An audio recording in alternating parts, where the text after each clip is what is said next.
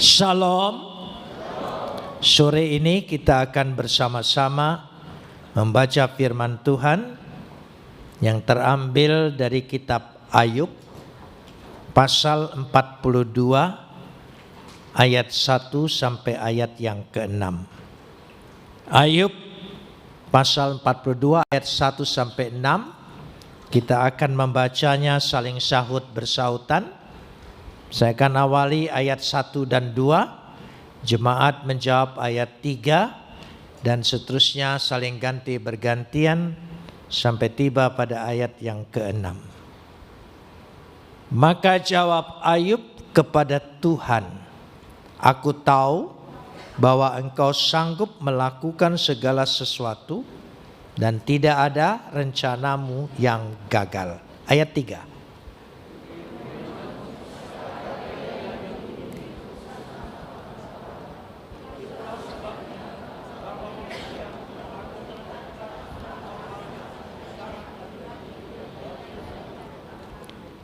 Firman-Mu dengarlah, maka akulah yang akan berfirman.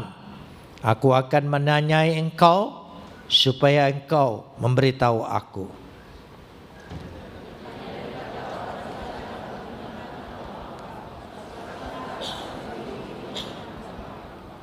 Oleh sebab itu, aku mencabut segala perkataanku, dan dengan menyesal, aku duduk dalam debu dan abu. Kapot leha Adonai Elohenu kapot leha.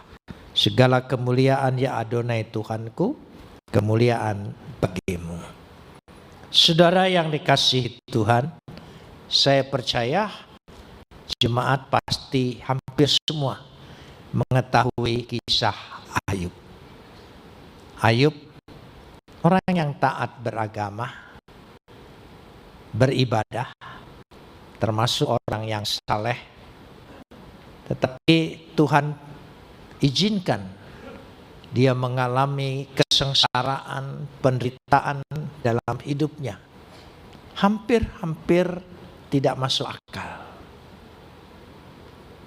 Dan ketika Ayub dalam masa itu, makanya kisah Ayub akan mengungkapkan begitu banyak rahasia kehidupan.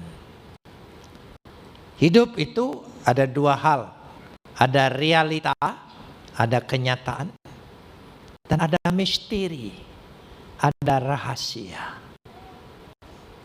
Yang kita rencanakan seringkali tidak selalu terjadi.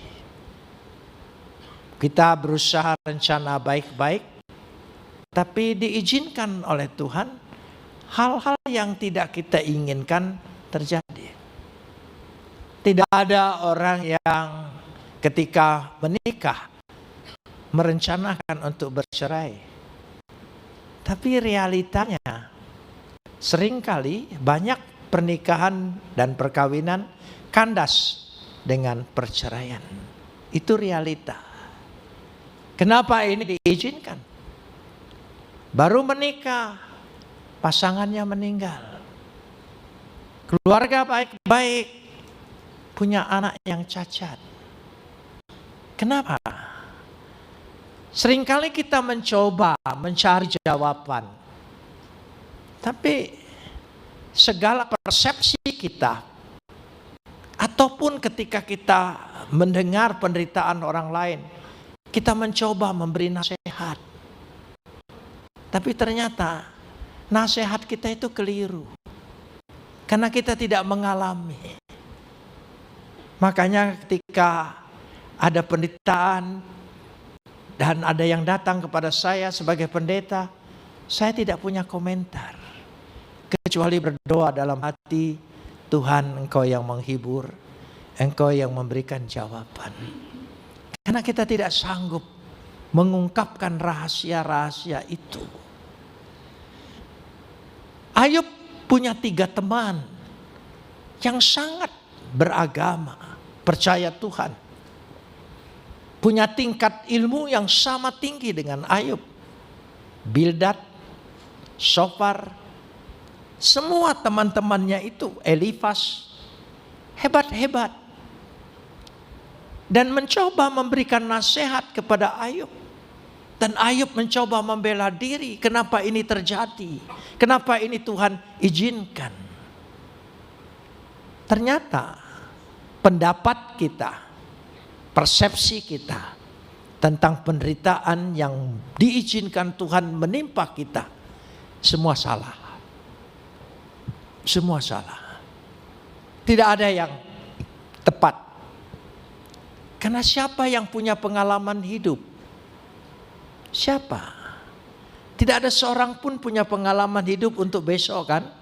Apa yang bakal terjadi besok hari Senin? Mau tua, mau muda, tidak ada yang tahu. Berarti hidup itu belajar. Karenanya kita tidak merancang hidup kita ini. Siapa yang merancang kita hidup, lahir dari keluarga ini, kita tidak bisa memilih. Yang punya rencana tentang hidup Tuhan. Jadi hanya Tuhan yang tahu rahasianya. Bacaan kita ini dalam perikop ayat 1 sampai 6, ayat 1 dan 2-nya adalah kesimpulan. Ayat 3 sampai 6 adalah persoalan. Sastra Ibrani, ya sastra Ibrani, itu kesimpulannya duluan. Cara bahasa Indonesia, tata cara bahasa Indonesia, kesimpulan selalu di belakang. Kalau Ibrani enggak. Karena itu kalau saudara membaca Mazmur, ayat 1 dan 2 itu kuncinya, kesimpulan. Dari situ. Kadang-kadang judul. Jadi kita ingin bahas, langsung masuk pada ayat yang ketiga. Firman-Mu, siapakah dia yang menyelubungi keputusan tanpa pengetahuan? Seringkali pengertian kita ketika kita mencoba mencari jawaban untuk menemukan kenapa ini terjadi dalam diriku, seringkali justru itu menyelubungi maksud Tuhan, rahasia Tuhan. Karena kita mendahulukan pendapat kita. Ada orang dengan gampang berkata, oh ini ikatan kutukan masa lalu. Oh ini dosa orang tua yang harus dia tanggung. Tidak demikian. Ada rahasia yang kita tidak mengerti. Saya kasih contoh untuk memudahkannya. Ketika saya percaya Yesus sebagai juru selamat dan Tuhan saya berpikir saya akan melayani Tuhan. Lalu gereja dan saya mempersiapkan diri untuk melayani Tuhan, pergi sekolah. Sekolah pendeta di Batu Malang. I3, Institut Injil Indonesia, Batu Malang. Tapi baru sekolah 7 bulan, tepatnya 15 Juni tahun 74, saya ditangkap. Karena kesaksian-kesaksian saya sebelum masuk sekolah menyaksikan mengapa Yesus juru selamat dan Tuhanku. Ditangkap, dipenjara. Saya pikir saya pasti berdoa dan Tuhan bela, Tuhan bebaskan. Ketika saya berdoa, Tuhan tidak bebaskan saya. Terpikir oleh saya, apakah pilihan saya ini benar? Mengapa Tuhan biarkan saya? Kan lebih baik saya sekolah pendeta, keluar jadi pendeta. Karena jadi pendeta harus sekolah ya. Karena kalau tidak sekolah, saudara mau enggak pergi ke dokter lalu dokter itu bilang, saya enggak pernah sekolah, saya hanya pengalaman. Mungkin saudara tidak akan mempercayakan. Jadi begitulah saya pergi sekolah. Tapi nyatanya tidak. Tuhan izinkan saya di penjara. Lalu saya bertanya, buat apa? Setelah itu di penjara pada waktu itu ditahan oleh Kopkamtib karena saya dituduh subversif membuat kerusuhan di negara ini yang membahayakan keamanan negara. Pempres 11 waktu itu ditahan Kamtib itu betul-betul ketat sekali. Tidak boleh bawa buku bacaan apapun. Padahal saya hobinya membaca. Ya, harta kekayaan saya sampai hari ini buku. Ya, saya penuh dengan buku. Saya senang dengan buku. Kalau tidak ada buku baru, saya agak panik di toko buku. Karena rasanya tidak ada bahan. Tapi ketika saya masuk penjara, saya tidak boleh bawa buku apapun. Tidak boleh baca apapun. Hanya boleh bawa Alkitab. Dan baca Alkitab. Jadi selama 6 tahun dalam penjara, saya hanya membaca Alkitab. Bolak-balik baca Alkitab. Sampai 25 kali tamat. Tuhan ingin mempersiapkan saya. Supaya saya tidak berbicara tentang pikiran saya, pemahaman saya, pengertian saya. Tuhan siapkan saya untuk berbicara tentang sabdanya. Dia penuhi dulu saya dengan firman ini. Kesempatan saya membaca 25 kali tamat baca Alkitab. Barangkali saudara menjadi Kristen tapi belum pernah tamat 1 kali pun baca Alkitab. Saya doakan supaya ada waktu di penjara supaya bisa baca. Loh, bukan hanya penjara, mungkin sakit, mungkin juga kesusahan. Ketika penderitaan datang, saudara diingatkan kepada Tuhan dan mulai kembali membaca Alkitab. Dan saya membaca Alkitab, ya, Tuhan didik, Tuhan ajar untuk melatih. Istri saya ketika saya ditangkap, karena saya pergi sekolah bersama, istri saya selesai. Saya belum keluar dari penjara, dia sudah diwisuda. 2 tahun kemudian saya baru keluar dari penjara. Padahal yang merencanakan ingin jadi hamba Tuhan saya, ingin dapat gelar STH saya. Tapi ternyata 6 tahun saya tidak dapat gelar, kecuali gelar SDA, sudah diuji Allah. Jadi lewat kehidupan Tuhan mendidik kita, mengajar kita, melatih kita, untuk kita mengerti tentang hidup ini. Karena itu pada ayat yang ketiga, perhatikan. Itulah sebabnya tanpa pengertian aku telah bercerita tentang hal-hal yang sangat apa? Ajaib. Hidup ini penuh ajaib. Niflaot. Hidup ini penuh kejutan. Hidup ini penuh rahasia. Kenapa sampai Tuhan izinkan sesuatu terjadi dalam hidupmu? Di balik itu ada keajaiban Tuhan yang menanti kehidupan kita. Katakan amin. Amin. Ada mujizat Tuhan, niflaon. Ada keajaiban yang kita tidak mengerti. Banyak hal. Sehingga dengan demikian kita dikatakan di situ. Lalu apa sumbernya supaya kita mengerti tentang hidup ini? Yang menciptakan hidup kan Tuhan. Yang punya hidup Tuhan, yang punya rencana Tuhan. Tanya Tuhan.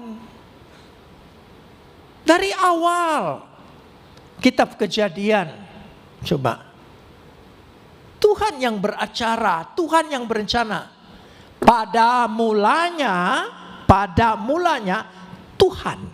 Coba perhatikan Kejadian 1. Pada mulanya adalah Tuhan. Jadi Tuhan yang memulai segala sesuatu. Beresit bara Elohim et hasisamayim wehaetz aretz. Pada mulanya Tuhan menciptakan langit dan bumi. Tuhan.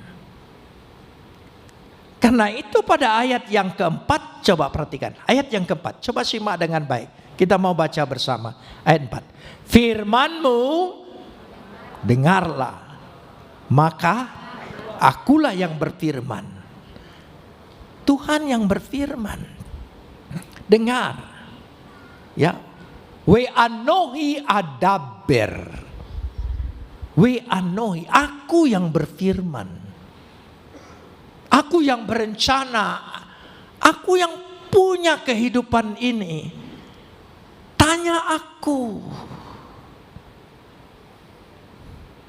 Kalau memang engkau mengerti tentang hidup, Tuhan menantang. Aku akan menanyai engkau dan engkau kasih tahu aku. Coba perhatikan ayat 4. Aku akan menanyai engkau supaya engkau memberitahu aku. Apa yang kita bisa nasihatkan kepada Tuhan? Tuhan, aku ingin hidup begini, begini, begini. Kita berencana. Kita kuliah, kita pilih jurusan. Sebab kita pikir jurusan inilah yang akan menjadi penopang hidupku. Ternyata kita diterima kerja, jurusannya beda. Ya, jurusannya A, diterima kerja di B, rezeki datang dari C. Heran sekali. Tak ku mengerti hidup ini. Tapi itulah rahasia. Jadi jangan cepat-cepat mengambil kesimpulan dalam kehidupan sesuatu yang terjadi dalam hidup kita yang tidak kita inginkan. Jangan cepat-cepat mengambil kesimpulan. Di balik itu semua ada keajaiban yang Tuhan siapkan bagi kita. Amin. Ya, hidup ini penuh keajaiban, kejutan, niflaot. Jadi firman Tuhan itu, firman Tuhan yang bisa memulai segala sesuatu. Firman Tuhan. Jadi kalau ingin mengerti rahasia kehidupan, baca Alkitab. Alkitab ini penuh sekali kisah hidup. Kisah hidup. Hidup Adam dan Hawa. Hidup orang pilihan Tuhan. Semua kisah hidup. Karena itu Alkitab ini bukan doktrin, bukan wacana, bukan hasil pemikiran, bukan konsep. Dia peristiwa. Peristiwa itu berarti sesuatu yang terjadi. Hidup ini juga sesuatu peristiwa. Karena itu kita baca Alkitab entah mengerti. Alkitab mengungkapkan rahasianya luar biasa. Sesuatu yang indah. Sehingga dikatakan di situ. Akhirnya, coba kita lihat ayat yang kelima. Ayat 5. Hanya dari kata orang saja aku mendengar tentang engkau. Tolong sambung. Tetapi sekarang, ya, selagi segala sesuatu yang kita dengar kata orang tidak berarti. Tapi ketika kita mengalami sendiri pengalaman itu, saudara akan menyatakan Tuhan itu ada. Tuhan itu hidup. Bukan konsep, bukan teori, bukan wacana, bukan kata orang. Tapi lewat pengalaman kita. Sehingga Tuhan memberikan sesuatu dalam hidup ini. Lewat itulah. Karena itu media Tuhan hidup kita. Jadi sesuatu yang indah terjadi dalam hidup ini, sesuatu yang tidak kita inginkan terjadi, kita belajar dari situ. Banyak sekali. Kadang-kadang hidup ini kita sulit mengerti, tetapi percayalah, rencana Tuhan tidak pernah gagal dalam hidup kita. Dia punya keindahan. Akhirnya Tuhan izinkan Saya kasih contoh begini. Saya di penjara itu banyak pindahnya. Karena diperiksa Teperda, Teperpu, Laksusda, Laksuspus. Ya, Laksus, Kodam sana, Kodam sini, periksa saya semua. Satgas intelijen, periksa. Tim, semua tim. Periksa. Judulnya hanya satu. Apa sebab menjadi Kristen? Karena melihat aktivitas saya, pengetahuan saya, keluarga saya, latar belakang saya, mereka sulit mengerti mengapa saya bisa jadi Kristen. Saya bilang karena baca Alkitab. Memang betul saya menjadi Kristen itu tidak pernah berdiskusi dengan orang Kristen, berjumpa dengan orang Kristen. Saya waktu dulu sebelum menjadi Kristen, kalau lewat depan gereja, saya nolehnya ke tempat sini. Enggak mau saya noleh ke gereja. Karena muka saya 40 hari berkatnya hilang. Nah, gitu. Itu kepercayaan saya. Jadi karena itu tidak mungkin bisa berjumpa dengan orang Kristen. Tapi karena baca Alkitab. Bagaimana bisa membaca Alkitab? Waktu saya di Bandung, saya salah satu ketua Kesatuan Aksi Pemuda Pelajar KAPI Konsulat Jawa Barat. Dan memberantas Orde Lama, PKI, dan sekaligus saya memberantas gereja.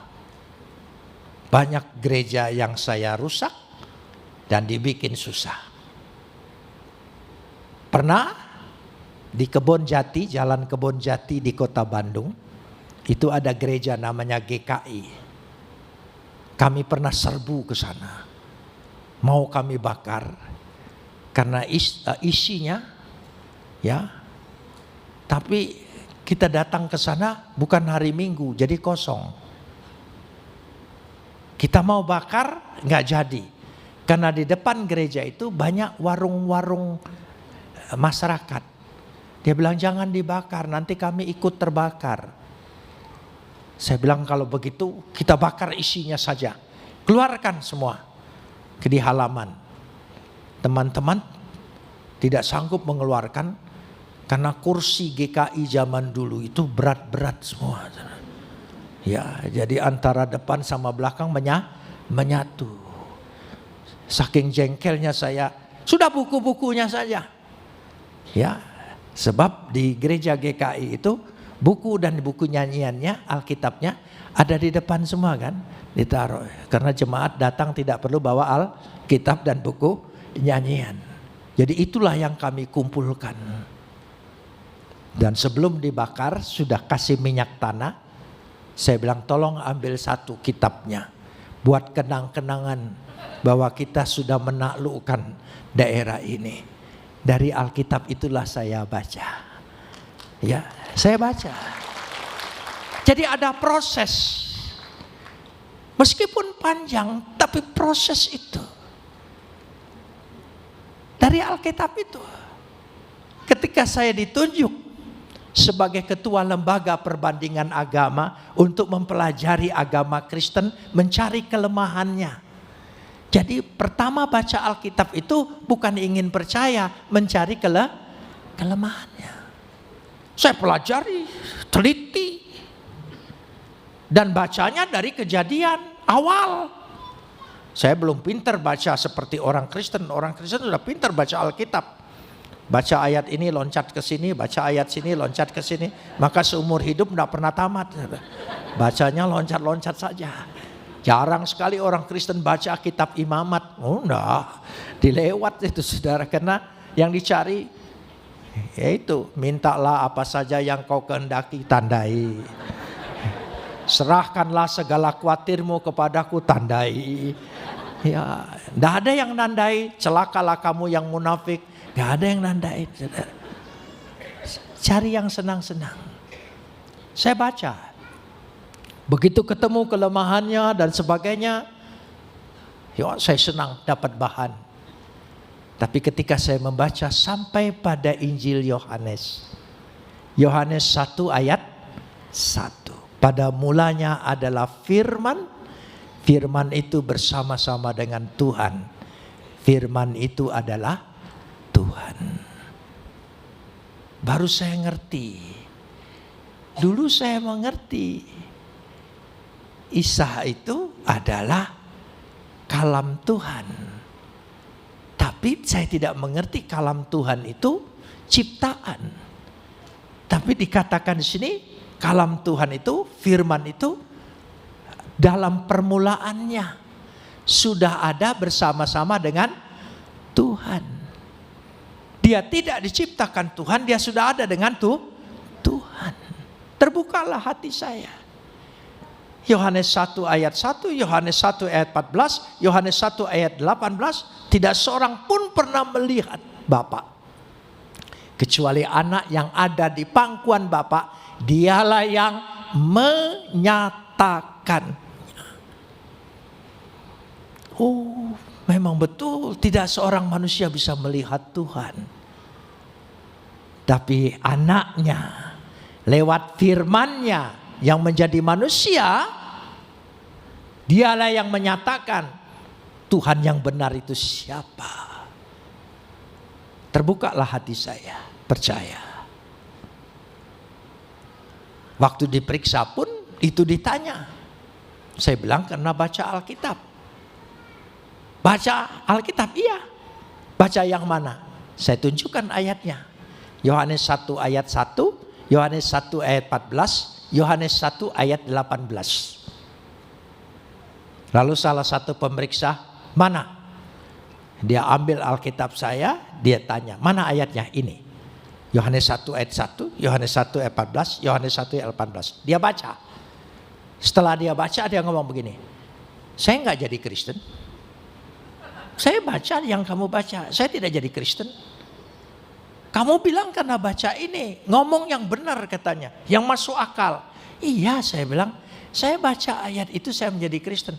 Lalu dia marah, saya baca juga. Kenapa saya tidak jadi Kristen? Oh beda Pak, saya dipilih, Bapak tidak. Oh iya. Amin. Kalau kita percaya, itu bukan hebatnya kita. Karena Tuhan sudah memilih kita. Bersyukurlah. Kita tidak terlalu bagus, tidak hebat-hebat benar sih sebagai orang beragama, tapi bisa percaya, bisa terbuka hatinya. Itu karena Tuhan memilih kita. Kalau bukan pilihan Tuhan, tidak mungkin. Banyak orang tidak mengerti. Kok Tuhanmu itu ada bapa, ada anak, mana ibunya, mana bidannya. Bapak dan anak itu hanya istilah. Bukan menyatakan hubungan biologis. Bukan. Bapak, anak, lalu dicari ibunya. Enggak perlu. Saudara punya anak kunci kan? Ada anak kunci? Mana ibu kunci sama bapak kunci? Kan enggak ada. Berarti tidak perlu berbicara hubungan keluarga biologis. Itu hanya simbolis. Anak tangga, kan anak tangga. Apa yang kanan bapaknya, yang kiri ibunya, kan enggak. Kita menyebut negeri kita Ibu Pertiwi. Mana Bapak Pertiwinya? Bojonegoro Bapak negerinya? Enggak juga. Jadi itu hanya istilah. Kami menyebut bapak dan anak. Bukan berarti bapak lebih unggul lalu anak lebih rendah. Tidak. Untuk menunjukkan keberasalan firman ini. Yesus ini sebelum menjadi manusia adalah firman yang sehakikat dengan Tuhan, berada dalam diri Tuhan. Sama mulianya, sama agungnya, sama segala sesuatunya dan sama kekalnya. Apa saja yang ada dalam diri Tuhan sama, tidak ada bedanya. Amin. Firman itulah yang menjadi manusia. Itu yang saya buat percaya. Tapi lewat proses. Bisa bersaksi di pengadilan, bisa bersaksi dalam penjara, bisa bersaksi dengan pemeriksa. Karena Tuhan izinkan. Jadi kalau Tuhan izinkan sesuatu yang terjadi yang tidak enak dalam diri kita, itu medianya Tuhan. Buat kita menjadi alat Tuhan. Amin. Iya. Banyak orang menjadi percaya dalam segala perkara. Sehingga itulah yang dikatakan di sini, bukan kata orang lagi. Karena Alkitab ini adalah peristiwa. Tapi kita harus mengalami. Bagaimana kita tahu kuasa doa kalau kita tidak berdoa? Bagaimana kita tahu Tuhan pasti buka jalan?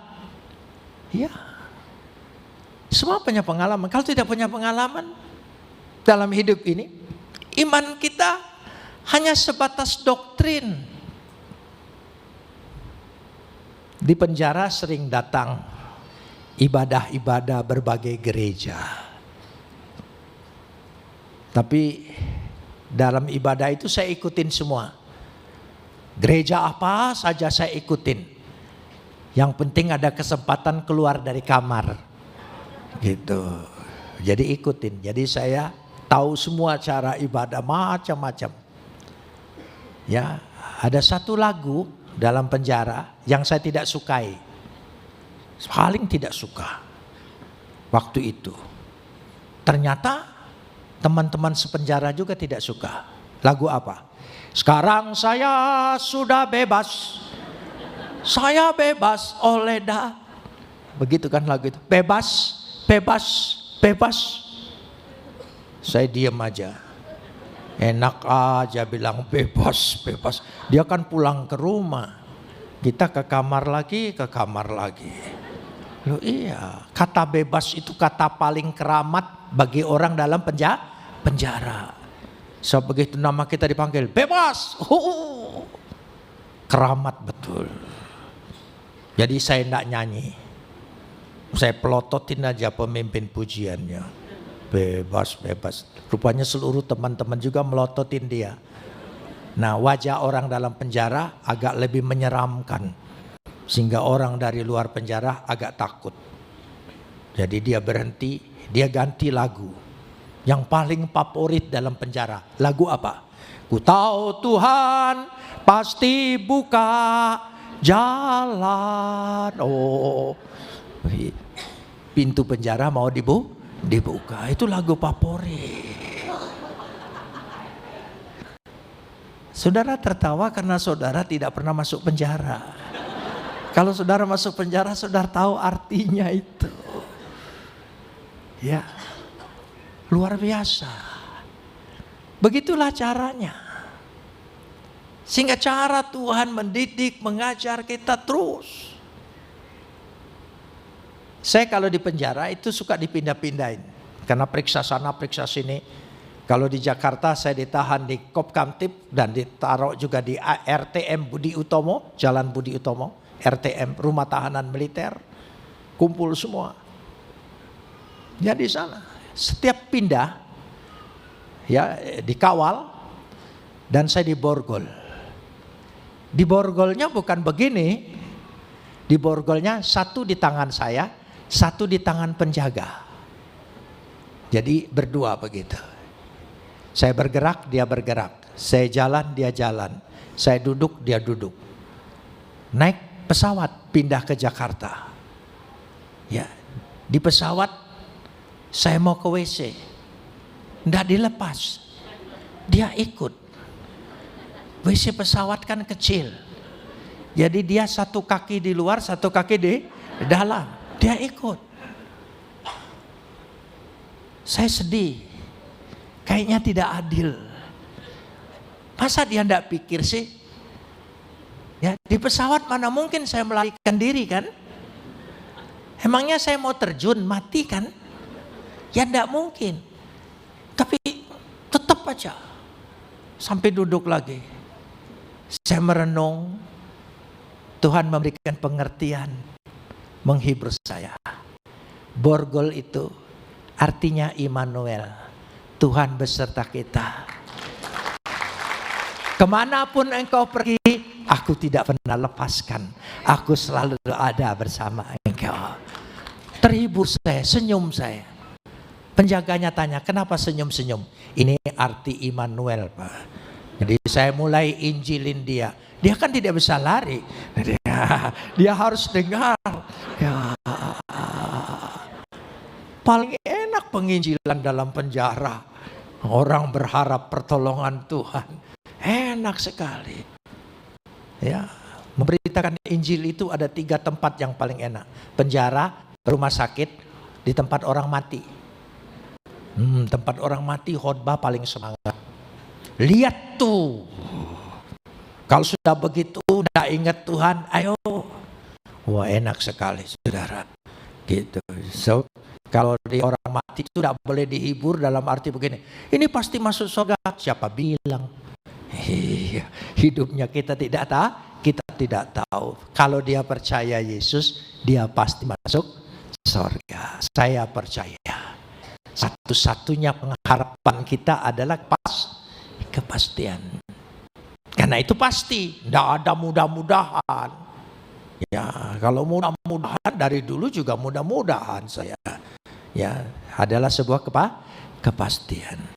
Dari situlah. Nah, karena persepsi pendapat tentang segala suatu penderitaan yang menimpa Ayub, ternyata dia keliru. Setelah dia menjalani semua. Itu sebabnya ayat yang ke-6 berkata, oleh sebab itu aku mencabut perkataanku. Dengan menyesal aku duduk dalam debu dan abu.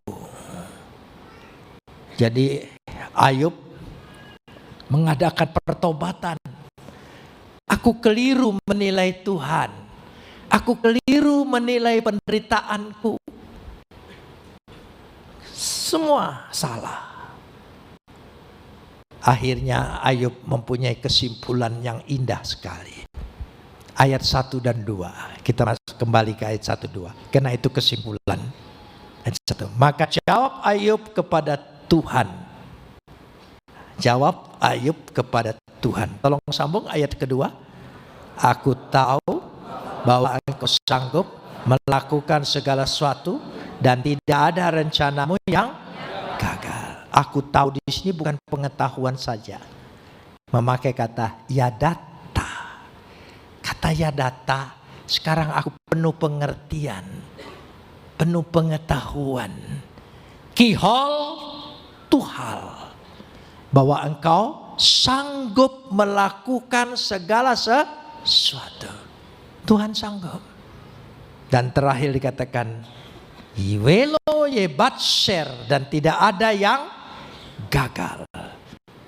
Tidak ada rencana Tuhan yang gagal dalam hidup kita. Tetap Tuhan memakai saya. Tetap saya menjadi hamba Tuhan. Pada akhirnya saya tetap mendapat gelar dari Biola University. Ya, saya dapat kesempatan. Tuhan buka jalan. Semuanya itu rencana Tuhan, tidak ada yang gagal. Luar biasa. Saya bersyukur dengan Tuhan. Tuhan berikan kesehatan, Tuhan beri kekuatan. Terakhir 5 Februari yang lalu saya diperiksa total, semua sehat. Gak ada sakit. Umur saya 78 tahun. Ya. Tapi dokter bilang, ahli jantung, Brigjen Ismi, ahli jantung dari Rumah Sakit Gatot Subroto, Rumah Sakit Kepresidenan, yang meriksa saya iri dengan jantung Bapak, lebih sehat dari jantung saya, dokter. Luar biasa. Jangan tepuk tangan dulu. Ada proses 6 tahun dalam penjara. Ya, jangan lihat kesimpulannya, ya. Lihat harga yang sudah harus dibayar. Jangan lihat suksesnya Yusuf. Tapi lihat proses Yusuf. Ya, dibuang ke sumur, masuk penjara, baru jadi Perdana Menteri. Lihat prosesnya. Saudara sedang diproses oleh Tuhan lewat kesusahanmu. Percayalah, tidak ada rencana Tuhan yang gagal. Katakan amin. Ya, sekali lagi.